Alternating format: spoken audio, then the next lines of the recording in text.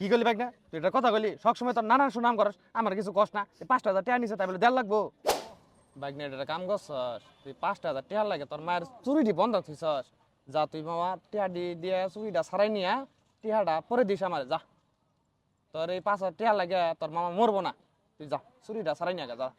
না মামা তুমি টিয়া হেন কাই নাও পরে তোমার টিয়া দিবার পাই কি না পাই তা তো জানি না তুমি টিয়া তার সে টিয়া হেন কাই নাও আমি কোনো দাবি তলে থাকবার চাই না পরে আমার মায়ের টিয়া যদি আমি কামাই করে চুরি ছাড়াই নিয়ে আর ভাই তাহলে নিয়ে আমু না পাইলে আমি আর চুরি নিয়ে আমু না মামা তুমি টিয়া নিয়ে নাও